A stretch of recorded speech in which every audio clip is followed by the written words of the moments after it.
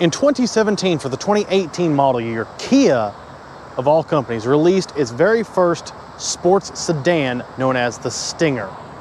And it was a rather impressive car. The first time Kia had ever put out a sporty sedan, something that was actually really cool. This car behind me is a 2022 Kia Stinger GT2. And this thing is pretty sick. In today's video, full review, walk around tour of this car inside and out, talk about all the features and what's going on with this thing. We'll get it out on the road, see what it's like to drive, and this should be a fun video. Before we begin, huge thanks to West Chevrolet of Alcoa, Tennessee for providing the vehicle for today's review. After the video, be sure to check them out at the link in the description below. Now I'll start as always with the outside styling of this car. Now once again, this is a 2022 model. This is not a complete redesign, just kind of a refresh, a refacing, if you will, of the original Kia Stinger that came out for 2018. And first off, this is a good looking car. Start with this color. I hope it comes out as nice on camera as it does in person. This color is known as micro blue, and it is very nice. Beautiful, beautiful color. Down here we got these very nice black wheels with the silver accents on them. Looks really good. You see the new redesigned Kia logo on the center caps, or K backwards N. Now these wheels are 19-inch wheels. These are wrapped in Michelin Pilot Sport 4 tires. Your GT2 comes standard with summer-only tires, or you can option in all-season tires. Behind that, you see these red Brembo brake calipers, because this thing is powerful. You're definitely going to need to be able to stop this car. Now in front of the front tires, in the front bumper here, we see this vent. Now this is actually not fake. This is a functional vent that runs into your wheel well. And behind there, another functional vent right here, it comes out ahead of the front door. So you have some nice ventilation in there, maybe for brake cooling, maybe to get turbulent air out of the wheel wells, who knows, but definitely very cool looking and functional, unlike some other cars we may think of. Looking dead on at the front, you can tell immediately this is a Kia just because of the distinctive grille shape where it kind of pinches in the middle. You can see in the center there, you do have your plate. Behind that's the radar cruise sensors, and you got a front-facing camera as well. Above that would be the Kia logo. This one's been debadged by the previous owner, so you know, their taste, that's cool, but this is where you'd see that brand new Kia logo. You can see you've got two grills on this thing, one on top, one on the bottom. You got to get some air into this engine. This thing's really powerful. We'll talk about how powerful it is in a minute. Over here on either side of the grill, you got your LED headlights. You got these nice LED DRLs, the daytime running lamps. And below that, this neat little grid of rectangles, ovals, whatever you want to call them, that serve as your turn signal, which really cool. It's not just a plain bulb or a single LED. I really do think it's really cool the way that looks. If we continue up to the hood, you do have some vents on the hood. These, however, are fake vents. These are definitely not functional. I would think they would serve a great purpose if they were real for heat dissipation, but you know, whatever, that's what Kia chose to do, but they do look really nice. Coming down the side, you have your black mirror caps instead of body color, nice accent, tinted windows all the way down, continuous black with the trim. Here on the back, we see the redesigned taillights. Instead of the big turn signal triangle shape from the pre-facelift car, you got a nice little much narrower signal down here below the brake lights. And almost kind of repeats those shapes from the front, but it's actually one big piece of plastic, but it still looks really nice. Coming around from that, you see this part of the body that is body colored right here. Now the original Stinger, when they first came out, had a red reflector that ran the whole length of this panel. Now, the redesigned 2022 car does not replace the reflector with this panel. It still exists. However, this is an aftermarket piece that the previous owner chose to put on, probably because they didn't like the red reflector. It is kind of an odd look. Not many obviously no other car has a long red reflector on the side like that. Definitely distinctive to the Stinger. I do think this actually looks a little bit better. Coming across the back, you can see the tail light spans the whole width of the car. Of course, you know, most cars have light bars on them now. You do get a bit of a spoiler above that, so maybe a little bit of downforce, although I'm not so sure about that. That may not even be factory either. It looks good. I'm not so sure how much of a purpose it serves. Coming down below everything, we've got this nice black lower panel here with a bit of a diffuser on it. Not exactly a huge lower diffuser, but you do have quad exhaust tips that are surrounded in this blue color to almost match the body, although I imagine they're probably all that blue color. Look really, really cool. We'll hear those a little bit later. One more time, talking about the overall shape of the car, I think it's a very good looking sports sedan from Kia. They did a really good job designing this thing. It looks sporty, it looks fast, it looks fun. And that's something Kia had really never pulled off before the Stinger. Now looking at this thing, you might think it's a sedan, and in a way it is, but really it's actually more of a hatchback. As we can see, you want to hit the button on the remote here, it opens up to a pretty substantial cargo area. We'll get to that in a moment. Before we get inside the car, let's talk about this key to the Kia Stinger. This is a good looking key. So on the side, you've got your new Kia logo, which of course you're gonna have. Here's your engine stop button actually. So if the car is locked, you can start it remotely.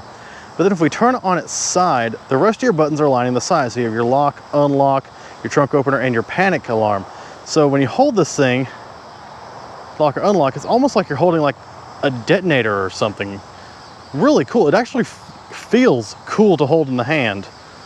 I think more cars should have keys like this. This thing is neat. I really do like this. Now that I'm done gushing about the key, let's get inside the Kia Stinger GT2 and talk about the interior, shall we? And we'll start, of course, on the driver's door panel. And this is a good looking interior. So we got our black leather here with these nice contrasted stitching, kind of these curved stripes, looks really good. Up here, you got this brushed aluminum surrounding the door release and your tweeters and your seat memory buttons.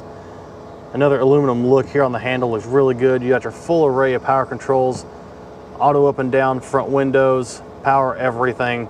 Here's the aluminum cover on just one of the speakers in your 15-speaker Harman Kardon audio system in this car. Here you do have 16-way power adjustable seats that are heated and ventilated. Very nice to have ventilation when doing this video. It is kind of hot outside. One control I really like on the side of this seat is this one right here. This is for your thigh support, so we can push that and extend that thigh support, or we can bring it on back just if you need a little bit of extra support while you're out driving this car fast. Also looking in the driver's footwell, instead of just plain old black pedals, you get these silver brushed aluminum pedals. They look really good. Interesting that they chose to hinge the gas pedal at the bottom instead of the top, but yeah, whatever. Very, very sporty pedals. As we start to come across the dash, I will say the entire interior of this car is good looking for a sports sedan. It really is a nice place to be for a Kia, which you wouldn't think. But here you got your nice piano black surrounding your climate controls. Down here's various buttons for your lane keeping system, your fuel door, and your rear hatch. Here, your steering wheel, you got your full array of controls. A lot of these are actually some standard Kia switchgear. You got your radio controls over here. Over here is all your cruise modes. You do have adaptive cruise control. This thing does have paddle shifters on it. Now, they are not factory, these big blue, cool looking shifters. The silver part you see here is the factory piece that comes on this car. This is an 8-speed automatic transmission with manual shifting abilities. The steering wheel itself, really cool. You got a red GT logo on the bottom. It is flat bottomed because sports car. I'm hoping you can see in the windshield here, you do also have a heads-up display in this car. I'm gonna move the camera to make it show up. It's actually a pretty good heads-up display. It gives you a lot of great information. You get your speed, you can see the car in the lanes right there. If you have a navigation destination, it'll give you directions on the head-up display. Very nice to have, very clear. Great to keep your eyes on the road. Continuing towards the right side of the car, you do have this 10.25-inch infotainment screen. And it's a pretty neat screen. It is much wider than it is tall, unlike most cars. Pretty responsive. You can just swipe on anything. It'll respond to your touch pretty well. If we go into media here, you do have available Android Auto and Apple CarPlay, as well as your normal suite of features like Sirius XM, FM, AM. And here we have Sounds of Nature. Let's check that out. Oh, here we have Lively Forest. There we go. What's next? Calm Sea Waves. Rainy Day. Open Air Cafe. Yeah, I don't know about that one. Warm Fireplace. We'll wait till winter to see if that one seems relaxing. Snowy Village. I suppose it's the sound of people walking through snow. And back to your Lively Forest. If we go here into vehicle settings, that's going to come up. Of course, you're going to have all kinds of different settings for, your drive modes, driver's assist, your cluster, your climate, all seats and lights and door, all that good stuff. Here's an interesting one, heads-up display. For a second, I didn't think that was adjustable, but if we go into there and we go into display control, Here are your controls to raise and lower the position of the heads-up display. You can also rotate it for whatever reason. Of course, you can adjust the brightness up and down depending on how bright you want it. Go into content selection.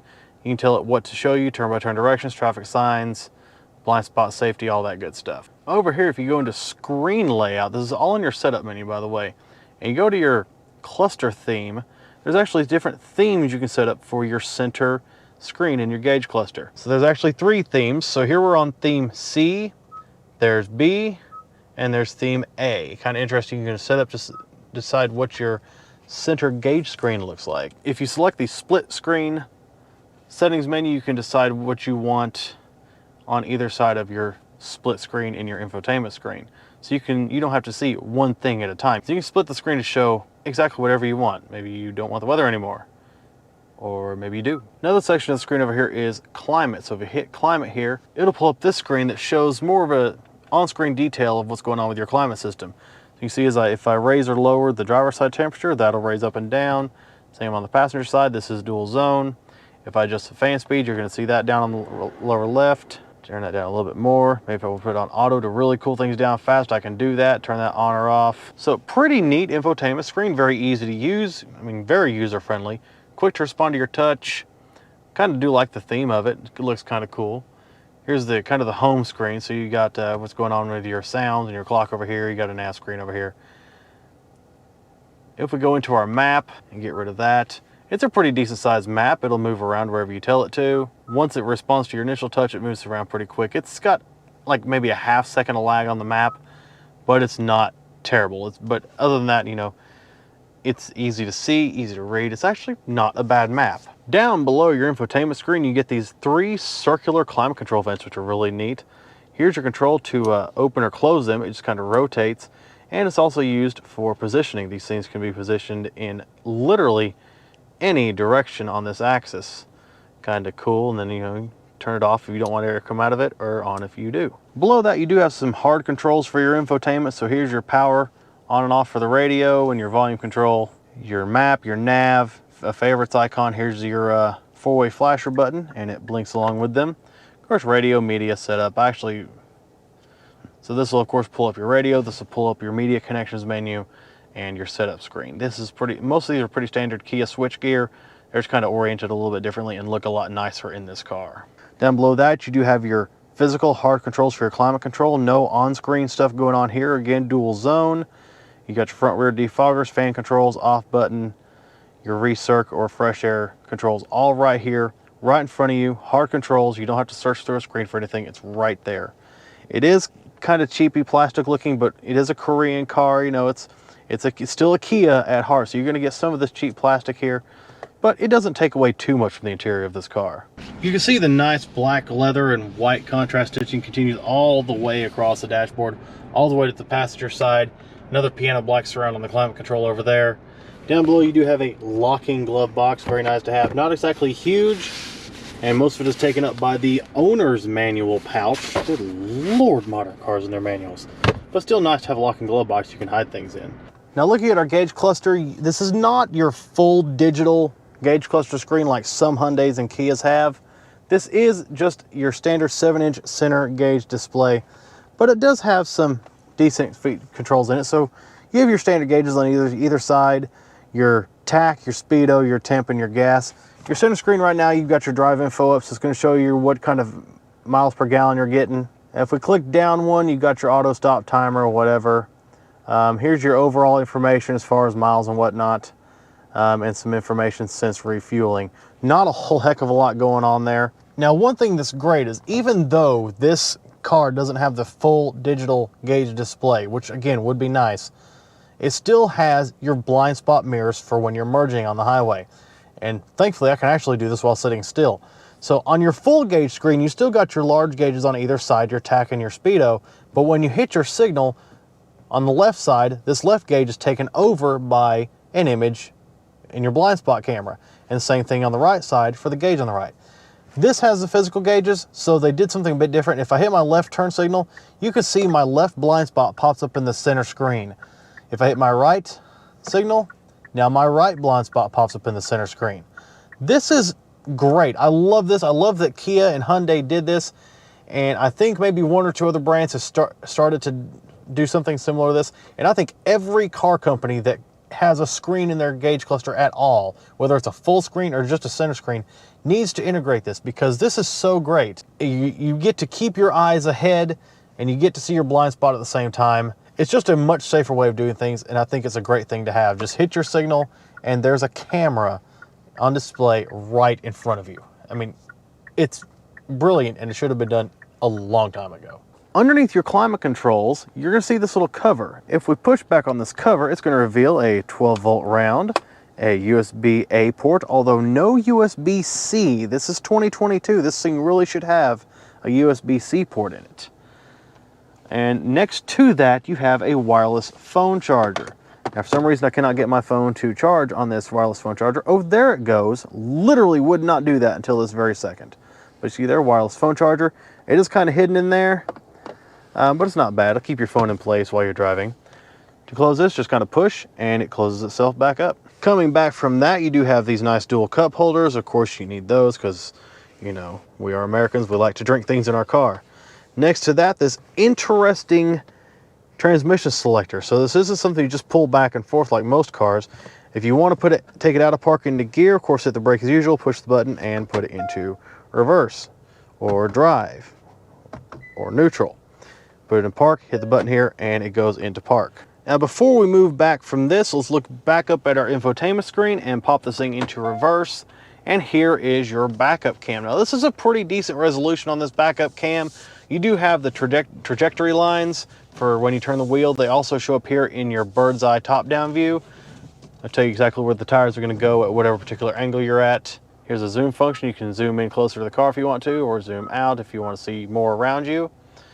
Over here, there's a few buttons you can select. This one here is going to give you a top down of the rear end of the car, just show you a little bit more if you're really worried about hitting something backing up.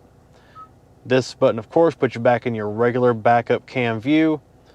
Push this one here, and this one's cool. So this one is actually going to use the cameras on the underside of the side view mirrors to show you down each side of the car. So of course, here's your driver's side and here's your passenger. You can kind of see the wheels turn as we move here. That's kind of cool. So if you're worried about hitting something off the side of you, you're worried about parking too close to a curb and curbing those nice 19-inch wheels, now with this, you don't have to worry about that.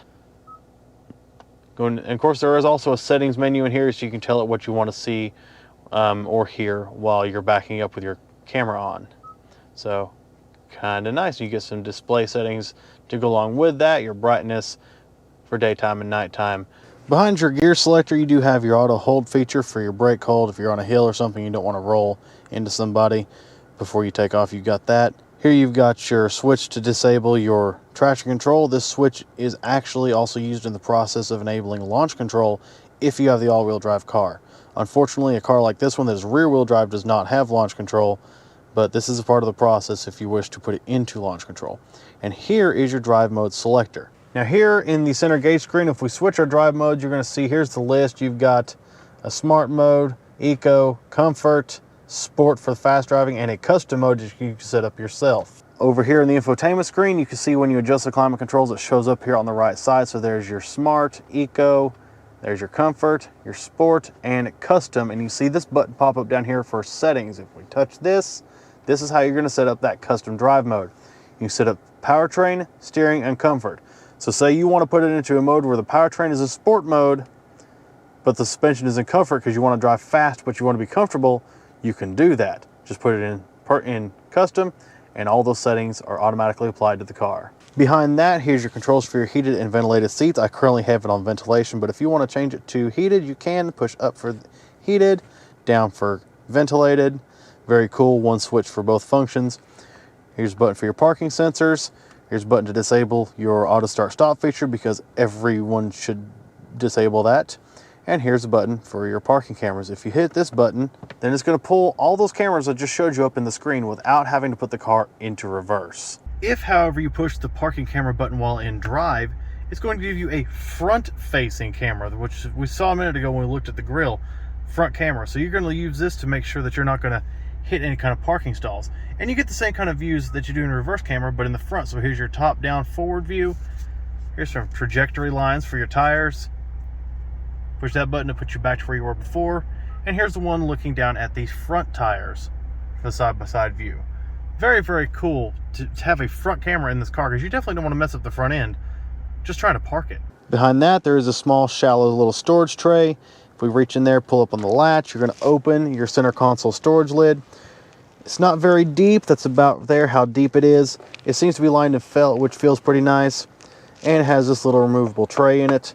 Although, big downside, I don't see any type of electrical ports in here. No 12-volt round, no USB A or C, no charging or connectivity at all in here. Once again, it's 2022. That is kind of unfortunate. Going up towards the ceiling now, you do have a standard rear view mirror with your HomeLink controls in it. Nothing special there. I wish it was a screen, but I don't think Kia's quite there yet like everybody else. Up from that, you got your standard map lights right here. You can turn those on. You can turn them on individually, or you turn them all on. Here's your door switch, and here's a switch for your sunroof. This thing has a pretty big sunroof. Not exactly panoramic, but it's decently sized. We're going to close that back. Oh Lord, close that back. Because that sun is harsh. If we push the switch again, the cover's going to go back into place, and ooh, that should help me be a bit cooler. We pull our visor down, we do get driver and passenger visor mirrors, and if we slide it open, it's going to automatically turn a light on right up above it. Instead of a light next to it shining straight at you, this one kind of shines more down. You can see when I close it, light turns off, open it, light turns back on. All right, let's jump on into the back seat of the car now. And something to note back here, this is where my knees are. Now this front seat is where I'm going to sit to drive this car, just maybe a couple inches over 6 foot. So I'm not extremely tall, but this is where my knees are. So I am a little bit cramped in here for a taller person in the rear. Amazingly, headroom is actually halfway decent with the design of this car, which that's very nice. If I try, I could hit my head on the roof of the car. But just sitting up straight, sitting up normally, not a problem whatsoever. Looking at the rear door panel, you do have the same theme in the back, this nice black leather with your contrasted kind of curved stitching, brushed aluminum around the door release and the speaker grille, and down here another Harman Kardon grille as well. Power windows, you do have heated seats in the rear, so here are your controls for that. 3 levels of heated seats, unfortunately no ventilation back here. Back of your front seats, not seats, you do have this kind of mesh storage pocket. Very nice, you can put things in there. I like this car has it on both sides, not just one like so many modern cars do. Back here you have matching rear climate controls to the front, so once again you have these controls that swing in every which direction. Of course the switch turns them on or off. Here's a separate switch, you can control the temperature coming into your rear zone, so this is a 3-zone car. Below that, 12-volt round port and a USB-A. Once again, no USB-C ports in this car in 2022. Very strange. If we pull down the center of our rear seat here, we do have an armrest with dual cup holders. Nothing special here, but you can at least carry some drinks in the back. All right, into the cargo area. If we reach down and hit the button on the back, power opening rear hatch, not a trunk lid, it is a hatch. So this is more of a hatchback than a sedan. But if we open that up to 23.3 cubic feet of storage space in this car, so not bad, not exactly the best with the shape of the car, but it is closer to a sedan than a crossover or a wagon. But in here you have some tie downs on one on each side, so if you do need to secure some sort of cargo, you can. Actually, you've got 2 there, and you've got 2 back here, kind of nice. You see these Stinger floor mats are sitting back here. These nice rubberized things, probably an option. I'd say they're pretty nice to have. We pick up on this cover, you can see here's all your jack, your tire changing kit. If we pick up on this below that, you can see an actual spare tire. Unlike a lot of sports cars these days, this thing has an actual spare instead of a run flat system or a inflator system or whatever. That's kind of neat to have. You do have integrated cargo cover right here, so when we close the hatch with this button right here, that cargo cover will fall into place and cover up anything that you've got in the back of the car. All right, now let's talk powertrain. And yes, I'm gonna hold the phone so I don't forget things. I'd rather be known as a reviewer that looks at his phone than the guy who can't remember anything. So your 2022 Kia Stinger comes in 2 trim levels. You have the base, which is your GT line, which comes with a 2.5 liter turbocharged 4-cylinder that produces 300 horsepower and 311 pound-feet of torque. This is your GT2 Kia Stinger. This has a 3.3 liter twin turbo V6 producing 368 horsepower and 376 pound-feet of torque. Now it is claimed that with your twin turbo V6 and your all-wheel drive, you're going to get a 0 to 60 time of around 4.7, although there are journalists that have tested this thing using launch control at about 4.4, 4.5. So that's going to vary a little bit between whether or not you choose all-wheel drive or rear-wheel drive, but still, those are pretty potent numbers for a Kia.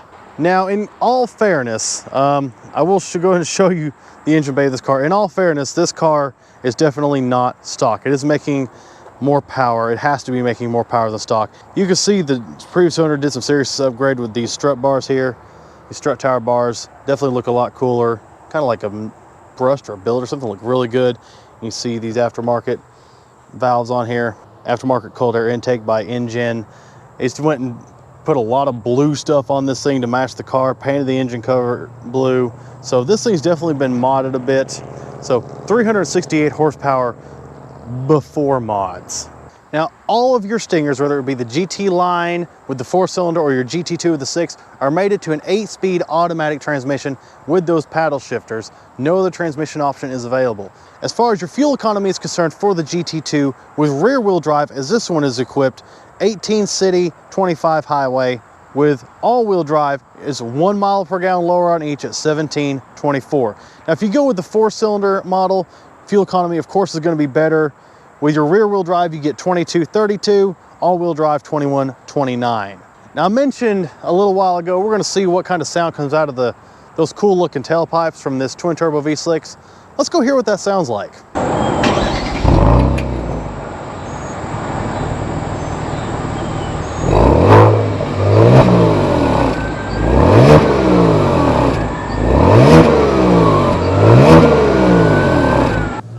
Driving the Kia Stinger GT2. We're not going to take off too hard just yet, but man, you can tell just from light acceleration this thing's got some power. Now, to be fair, it probably has more than 368 horsepower. It probably has a significant amount more, probably closer to 400 or so, just because of the mods that the previous owner did to this thing. So before we do some pulls, let's just talk about what it's generally like to drive the car. It is still a hatchback style sedan, so you got decent visibility all around. Rear window's halfway decent. It's a little bit of a narrow view out the rear window, to be perfectly honest, just because of the rake of the window, the steep slope of it, but it's usable. Side view mirrors are all right. They're good enough, and I'm not worried about the blind spot, because even though it does have the blind spot monitoring, it also has that blind spot camera in the gauge cluster, which is just great. Otherwise, visibility is great all the way around. Seats are actually pretty comfortable for being mildly bolstered sports seats. Of course, turn the ventilation on, it gets even nicer in here because now your butt gets cooled. That is nice. Now, this road's got some bumps in it, and you can feel the bumps pretty well. Let's put it back down in comfort and see if maybe that helps a little bit. Although on this road, I doubt it. Maybe a little bit better, but not a whole lot. It's still a sports car. And for all I know, dude probably did some suspension mods on it too, for all I know. We're gonna go ahead and keep it in sport though. I do like the head-up display right directly in front of me. It's nice and bright. It's got a image of an actual Kia Stinger in between the road lines instead of just a generic vehicle, which is kind of cool. So I get to look at the rear end of a Kia Stinger while I'm driving along. But it's very vivid, very clear. It shows right now, it's showing how fast I'm going and showing the car between the road lines, most likely for a lane keep assistant. But this thing does have your entire array of safety features. It's got your blind spot monitoring, it's got your lane keep assistant, it's got adaptive cruise control in it, and I'll say it again, it's got those awesome blind spot cameras in the gauge cluster. That is the greatest part. View out over the hood is kind of cool because you've got this neat sporty hood with the fake vents on it. Once again, I do wish that they were real, but they look cool. Wheel feels pretty good to hold in the hands. That flat bottom definitely, you know, makes you feel like you're driving a sports car. The paddles do too, especially when you add these add-on big paddle kind of covers on it. That's really neat. I like that. And I like looking around the cabin of this thing. It's actually a really nice place to be. I love the infotainment screen. Although not insanely massive like on a Tesla or on a Mustang Mach-E or F-150 Lightning or something, it's not insanely massive, but it's still decent enough. It's perfectly usable, easy to see, responsive enough for pretty much almost anyone's purposes. Now let's get a little bit more spirited here and let's see how this car handles. So we're gonna go up here, we got this 90-degree curve right up here. Oh, that's not bad. That actually felt really good. I don't know if the previous owner did any suspension modifications to this car. If they did, great, it feels good. If they didn't, then it's still a good handler. And I've heard that these cars are good handlers because it may be a four-door practical family car, but it's also a sports car. This thing is meant to drive spiritedly. We got another kind of 90-degree turn up here. Let's see how she does. I mean, look, there is a minuscule amount of body roll in this car. Very small. I mean, really, you can almost hardly even feel it. It's actually pretty nice. This thing handles really well. I like the way it handles anyway. I do love the mods the previous owner did this thing. I accelerated this thing and come off, and you can hear those blow-off valves. Those definitely aftermarket blow-off valves. You can really hear them when you let off the throttle.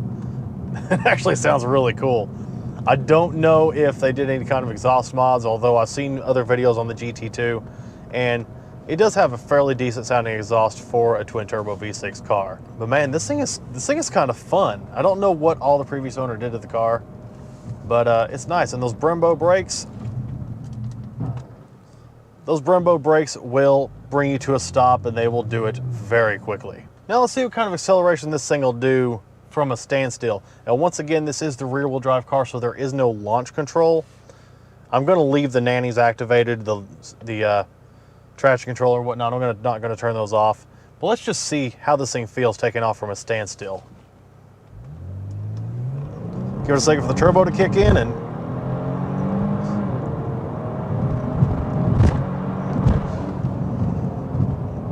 yeah.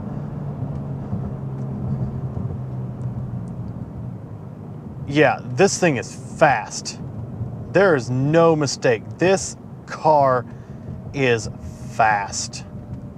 I mean, already from the factory, they're claiming a mid 4-second 0 to 60 time. And you've got journalists out there proving it in these cars. So, I mean, good job, Kia. This is a fun vehicle to drive. Man, I need one of these. All right, I'm gonna put her in manual mode, so we're gonna pull the paddles, and now instead of having a D on the screen, it has the gear number. I'm not gonna do as hard a pull, but I wanna see what the shift response is in this car. So let's take off. We're in first, second, third. It's decently quick. I mean, it's not lightning quick. This isn't a dual clutch transmission, but it's decent. I mean, there are definitely worse paddle shift transmissions out there than this. So you can't complain very much. It's good for a Kia, and that's something you gotta keep in mind when you're measuring your expectations for this car, is it's a Kia. And Kia has never been known for making performance vehicles up until 2018. And they've just gotten better with it. This is a great car. Next thing I think they need to do is come out with a two-door sports coupe. Them or Hyundai. Hyundai should probably bring back a two-door sports coupe and make it something like this. They had the Tiburon for a few generations. Then when they dropped that, they had the Genesis Coupe. Of course, we all know Hyundai, Kia, same company. I think now that Hyundai, Kia can make a car like this, if they were to bring back something like the Genesis Coupe or the Tiburon or any of that, that would be an amazing car. I wish I could get this thing up to the tail of the Dragon and see what it drives like, because I imagine it's probably a damn fun car on the twist of the tail of the Dragon. Man, this thing is something, folks. I'm very thrilled to be driving this car. All right, folks, so there you have it. That's the 2022 Kia Stinger GT2 with some mods. This is an incredible car. And to think that this comes from Kia. Now, yes, this has been around for going up on 5 years now. And so it's not exactly a new thing. Everybody knows that Kia makes a sports sedan. But still, it blows me away that Kia, a company that up until 2018 only ever made the Sportage, the Rio, the Optima, the Sedona minivan, decided to make a fast, fun sports sedan. This thing is great, and I love this color. This micro blue looks great. I mean, it's almost the perfect color for this car, other than, of course, black. But what a car. This thing is fast, it's fun to drive, it handles great. It's got a very nice interior for a Kia. It's got all the safety systems you'd want. This is a great car. It's got cargo space, 4 doors, heated ventilated seats, heated seats in the rear. So not only is it a fun car, but you can also tell the wife, hey, look, it's a family car too with cargo volume. Of course we need this thing. And yes, of course we need this thing because this thing is great. But enough gushing and going on about how awesome this car is.